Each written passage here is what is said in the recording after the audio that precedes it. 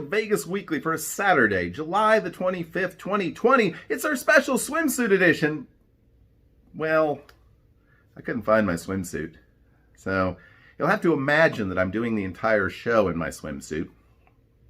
Sorry if that wasn't what you were looking for when you clicked through here today, but you're going to have to settle for a fun-packed 20-30 minutes of Vegas information. We're going to talk about a way that you can earn some free stuff in Las Vegas without potentially spending a dime. We're going to talk about a major event in Las Vegas history that most tourists probably don't even know about. And of course, we're going to start off with the news here in just a minute. Before we do, however, no, we're not going to do the vacuum cleaner today, but just a couple of housekeeping notes. This Wednesday will be our monthly live stream coming up at 6 o'clock Vegas time. That's 8 o'clock here in the Midwest. That is 9 o'clock on the East Coast. That is really, really late if you live over in Europe or across the pond in Australia. I know we actually have had viewers from Australia, so it's possible. And so if you love to talk about Vegas with fellow Vegas aficionados, or if you have any questions that you'd like to ask me, then definitely tune in for that. We'll put up one of those clever little thumbnails advertising it over the next day or so. And if you stick around until the end of today's show, I'm going to tell you a little secret about how you can be entered to win a fabulous prize on this live stream. So be sure to stay tuned. Once again, this week's Vegas news is kind of a potpourri of tidbits. I don't know how mixed up that metaphor is, but there's a lot of small stories. If there is a big story, it continues to be the COVID-19 pandemic. This week has once again seen record numbers of cases, hospitalization, and sadly deaths in the state of Nevada and the city of Las Vegas, leading to pressure from some sources saying we need to shut things back down again. I have stated I don't think that's likely to happen or will be a last resort. Did read an article yesterday in the Las Vegas Review-Journal with one of the governor's closest aides, and that interview reflected that hesitance because obviously another major shutdown of Las Vegas casinos would potentially have not just short-term but devastating long-term impacts on the economy. We've already seen a number of restaurants go under that aren't coming back, and under those circumstances we would likely see more. The governor, I think, is counting on the increased compliance with the wearing of face coverings, as well as the shutdown of the bars in Las Vegas, in the hope that we'll start to see some improvement there. And I think the interview pointed out quite well that there is a lag time on all of this. There's a lag time from exposure to diagnosis. There's typically a lag time from the time a person is diagnosed until they begin to get ill, or in some cases very ill. And then there's an additional lag time for those unfortunate souls who pass away. So what we're looking at today in terms of those numbers is really a snapshot of something going on 2 or 3 weeks ago. And so I think there continues to be hope and reason to hope that over the next week or two, we'll start to see some of those numbers level off and decline. And I think the governor's office, I think again, the hesitance to shut everything completely down. You might see additional sorts of reductions in the number of people allowed in various properties. You might see some restaurants, again, reduced to carry out. But unless we continue to see these numbers spike, I don't think we're going to see full casino shutdowns. But casinos themselves are clearly suffering. The weekends continue to be relatively strong, but during the week, a lot of Las Vegas, whether it be the Strip or downtown, is looking a bit rough. Even the visitor mix is apparently a bit rough. Not necessarily the best of the best hanging out in Las Vegas these days. And that's certainly reflected in some of the news. I know it's been a little over a week, but Palazzo, with such sort of soft demand during the week, only going to be open on the weekends. The only casino reopening we've seen in the last few weeks has been Bally's, which did open up as scheduled this past Thursday. Oyo, or we'll call them Yo-Yo. That's going to be my new name for Oyo. I think it's good. The Yo-Yo Casino. Well, they've gone up and down, back and forth on when they're going to open, and now they've pushed it back again to September 1, which would coincide with Tropicana next door, which is still September 1. In addition there, and we're not going to get into all the details, there have been, again, restaurants that have shut down and say they are not coming back. So the impact right now on Las Vegas is very, very significant. I have spoken with and communicated with a number of people who've been there over the past 4 to 6 weeks, and it's a mixed bag. If you're going to Las Vegas to just kind of get away from things, relax, get a change of pace, see some of your favorite places, hey, go for it. If you're going there with the idea that you're going to be involved in a bunch of shows or go to a bunch of great restaurants, that sort of thing, if you're going there with the idea you're going to belly up to the video poker bar and hang out 8 hours a day, that's not happening either.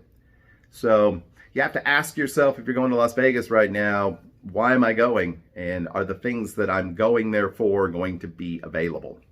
If not, you may need to take the step back. On a personal note, I am supposed to be in Las Vegas basically the second weekend in September. Initially, there were a lot of people planning to be there, including a number of friends from across the pond, and they're not going to be there. And I don't know what the situation is going to be. It was basically a long weekend. It's probably not going to happen. I'm probably going to cancel, not just because of the situation there, but because it's just such a sort of whirlwind trip anyway. So I'm just hopeful by mid-October, Rocktober, as we're calling it, that things will be a little bit more settled. But definitely things to think about. You know, there have been a lot of layoffs in Las Vegas. Most notably this week, we saw Wynn and Circus announce some large layoffs. With the closing of the deal between Eldorado and Caesars. Yes, it's now Caesars, but it's the Caesars run by Eldorado Resorts. You can already go to the Caesars Rewards page, and they've already changed everything up there. So that has happened very quickly and has resulted in some staff reductions, certainly in some of the upper and middle management positions. So everybody at Caesars also holding their breath. And just, you know, sort of random tragedies this week. The most dramatic being a homeless man fell into Lake Bellagio and drowned. And it's been that kind of summer. Maybe it's been that kind of year in Las Vegas. And it's been that kind of year for a lot of us. And you know, sometimes you just need to take a break. You just need to sit back, relax, and forget about things for a while. And on a hot summer night, is there any better way to relax than with a cold, refreshing cocktail? I think not. So we're going to check in with our friend PJ, who's got another terrific cocktail that's so appropriate for Las Vegas and for summertime. So take it away, PJ. Hopefully he's pointing this way. We'll be right back. Hello, ladies and gentlemen, and welcome to another episode of Cocktail of the Week with your host and not a professional bartender, PJ. Hey, John, thanks again for another fabulous introduction. Hey, wait a minute. Where's PJ? Ta-da! Hey, John, how you doing, buddy? Hey, what a week, huh? What a week. Looking forward to some great information on Vegas tips and tricks today. So far, so good. I'm sure the rest of the show is going to be just as good as the first few minutes. Anyhow, ladies and gentlemen, welcome back to another episode of Cocktail of the Week. Hey, this week we're bringing you a drink that I have done before, the Tequila Sunrise, but this time, with this unbelievably hot weather, we're going to do a frozen Tequila Sunrise. Just a couple of ingredients: tequila, orange juice, and grenadine. So ladies and gentlemen, without further ado, let's get started with the frozen tequila sunrise. First thing we're going to do is slide our cup over to the side. We're going to bring in our blender. I've already put the ice cubes in the cup. Frozen orange juice ice cubes. We're going to add 2 ounces of tequila. We're going to do about an ounce of orange juice because we've already got the frozen orange juice ice cubes in there. We'll put the lid on. And then we are going to start blending, ladies and gentlemen.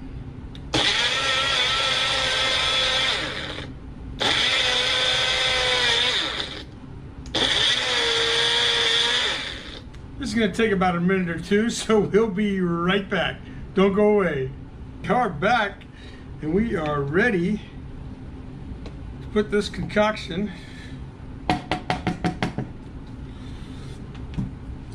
into our hurricane glass. All right, next step we want to do is we just want to put in a little bit of grenadine in the bottom to kind of give it that sunrise effect. Don't want to do too much, and maybe a tad more. Okay. All right. And hopefully,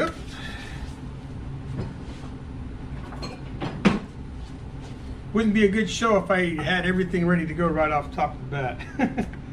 All right.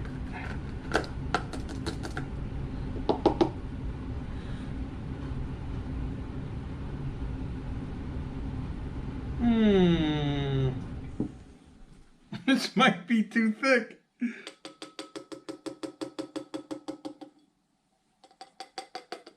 Oop.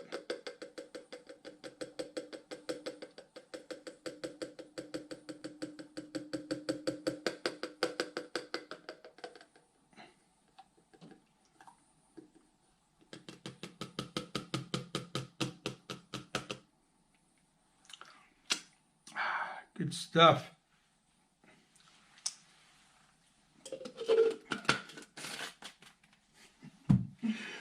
The problem is I didn't make enough for this drink. Didn't make enough for this drink. But ladies and gentlemen, oh man, you never know what you're going to get on Cocktails of the Week. Hey, as always, I am not a professional bartender, but I'm having fun making drinks for you all, ladies and gentlemen. Here is my frozen tequila sunrise. We're going to taste that in just a minute. Let's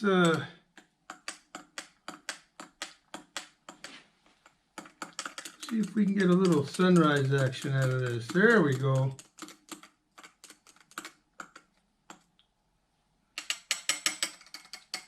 Yeah, that's much better. Much better. All right. Ladies and gentlemen, oh man. Welcome to Cocktail of the Week. Today it's a frozen tequila sunrise. Cheers, everybody. John, man, I gotta appreciate you having me back week after week. You'd think I'd be getting better at this bartending thing, but hey, we're having fun making cocktails. Subscribe to his channel, and most of all, ladies and gentlemen, please drink responsibly, and have a great day. John, back to you. God. Oh man, maybe we should get JP doing some of these drinks.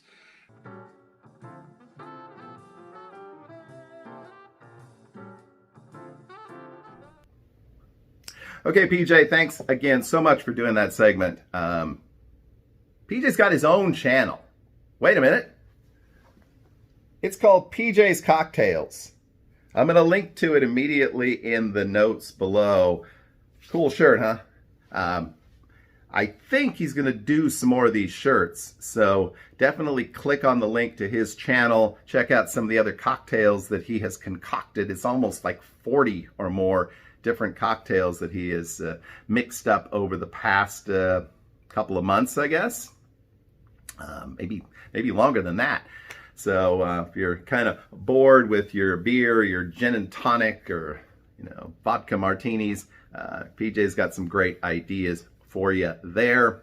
And I'll bet you if you comment that you'd like to get a shirt like this, he'll go ahead and start putting together another order. This week on our Vegas tip or trick of the week, we're going to talk about how to get some stuff in Las Vegas absolutely for free.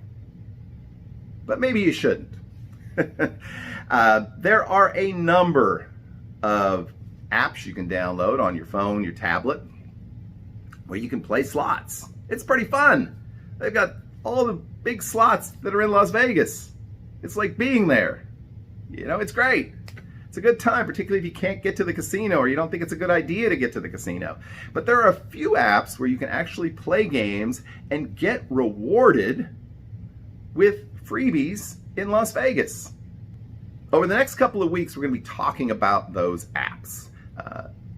They are, broadly speaking, the My Vegas family of apps, the Win Slots app, and the Binions and Four Queens apps.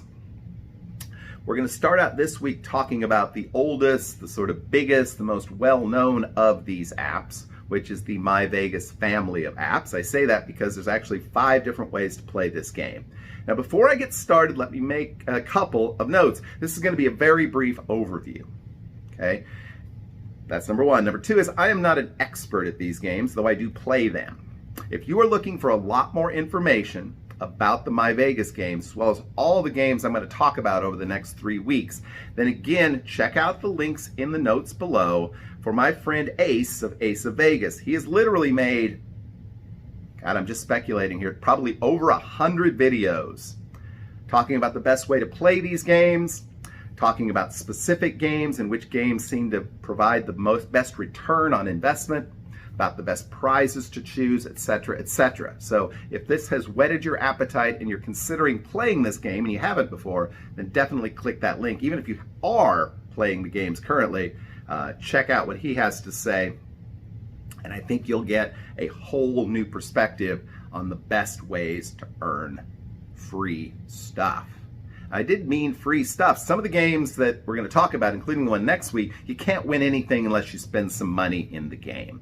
But that's not true with My Vegas, although if you spend some money, you can get better rewards. So let's go through this very quickly. My Vegas is affiliated with M Life and the MGM resorts. In order to play the game and redeem the rewards you'll need to be an M Life member. It's okay if you're not, you can do that online. When you do, make sure that you remember the name and the email address that you give M Life, because you're going to need to make sure that those match the name and the email address you give the My Vegas people. Yes, and you'll want to give them your email address. Well, you'll have to, but you'll want to, because pretty much every day they'll send you little bonus prizes if you read the email and you click through. You will get, when you first start, a nominal number of dollars to play with and a number of different games to play. But if you come back on a daily basis, you'll get additional monies to play with. If you click through some of these email links, you can get more. You can also buy more. I call it the My Vegas family of apps because there are actually 5, count them, 5 different ways to play. The original version is the My Vegas Facebook game. That has been around for many, many years, almost, I would say, close to a decade. So if you're on Facebook, there's no reason not to play that one. Then there's the regular My Vegas Slots app. Look, I even took a picture. In addition, there's the My Konami Slots app, the Pop Slots app, and the My Vegas Blackjack app.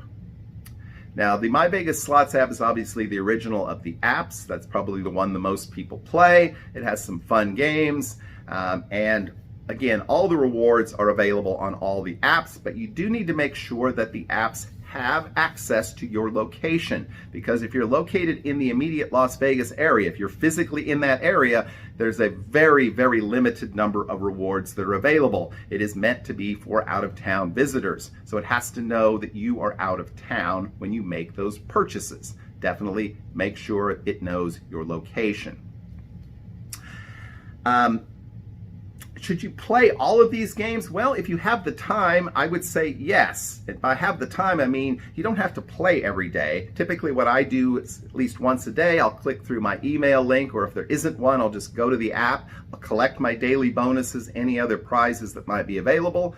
And then when I get some time, either on the weekend or nothing going on some night, got nothing better to do, I will set and play. And at that point, I can play at a slightly higher level, because I've accumulated more of the dollars to play with. But it's not about the dollars you're playing with, it's about the rewards coins that you can accumulate. Those are what you can actually cash in for real things in Las Vegas. Shows, buffets, free rooms. Well, there aren't really any shows right now, and there aren't really any buffets right now. There are still rooms right now. But hopefully in the next several months, or at least sometime in the near future, we'll have those other things back as well. There are restaurant food credits. There are a lot of 2-for-1 deals. So if you've got the time to click through, collect the coins, if you've got a little bit of time to play, you can accumulate monies. Now, like I said, the original is the My Vegas app. It's perfectly good. The My Konami app is kind of cool for the fact that it has a number of actual casino games that you could be playing normally. My Vegas totally kicks the backside of any of the other casino apps like this in terms of having real games, or games you could play if you were in the casino. And the My Konami is probably the best one there, because Konami makes slot machines. So definitely check them out. Now the Pop Slots app, to me, Pop Slots and My Vegas Blackjack, I seem to accumulate the reward coins more slowly, particularly if you're playing on the slots. But Pop Slots can be kind of fun. It's like kind of a virtual casino, and you can even interact with other players. If that sounds like something fun to you, then definitely check it out. And you can continue to accumulate rewards in that game as well. All these go into the same pot. If you looked at the picture that I put up earlier, we'll just put it up again. So as you can see, I have over 2.3 million, and that's the product of several things. A, the fact that I've been playing it for years. B, the fact that I have not redeemed an enormous number of these prizes over time, in part because to me the big win is the free hotel room. And I have had so many free offers through through Caesars and Boyd and some of those places that I haven't bothered to redeem these. And the other is the fact that I've sort of played what I would say smart, and played sort of big, accumulated coins, and that bet larger amounts. The more you bet, the more quickly you're going to accumulate rewards. You obviously can't do that until you get a fairly large number of chips. And that brings us to the kicker.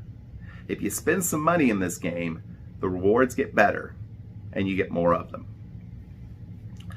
When you purchase a reward, most times it will tell you whether it is a, quote, premium reward.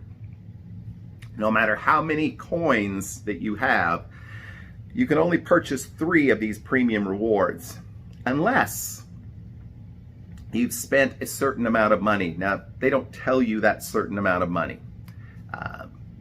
They also don't tell you that there are certain prizes that you will not even see until you have spent a certain amount of money.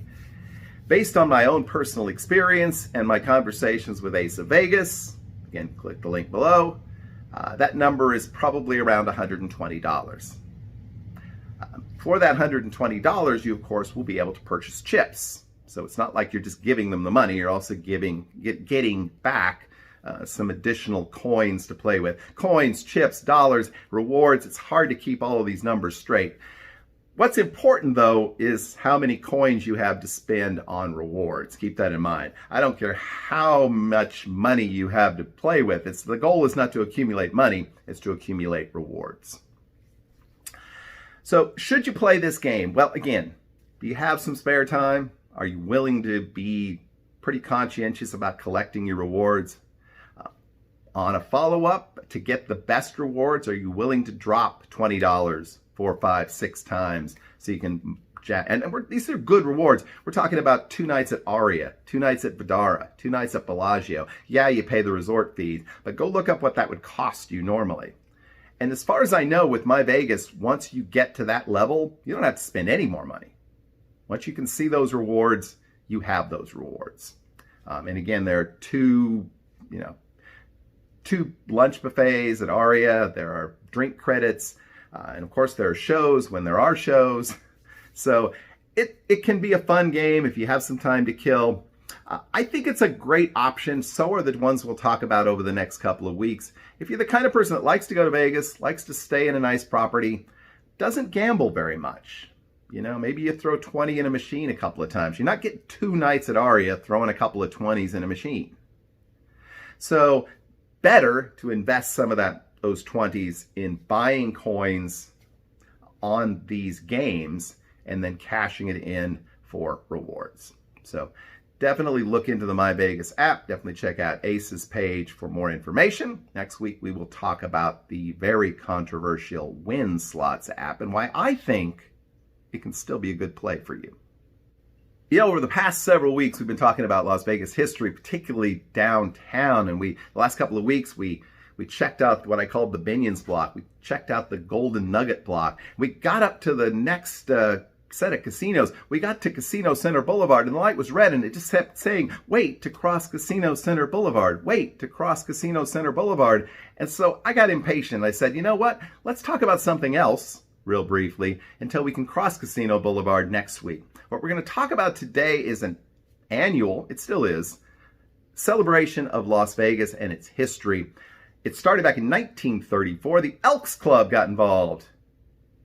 There you go. The Elks Club was very big back then.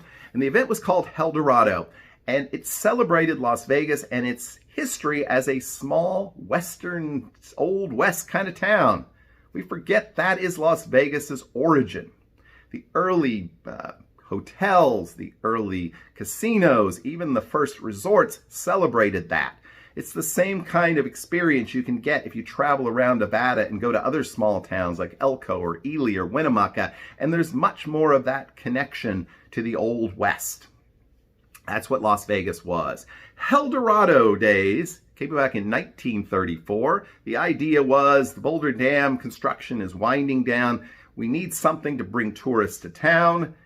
It's the middle of the Great Depression. We need all the help we can get. Well, Hell Dorado days became a huge hit. There were parades, rodeos, other contests and events, and it went on for decades. Through the 70s and the 80s, it was a big deal. At one point, there were 3 different parades.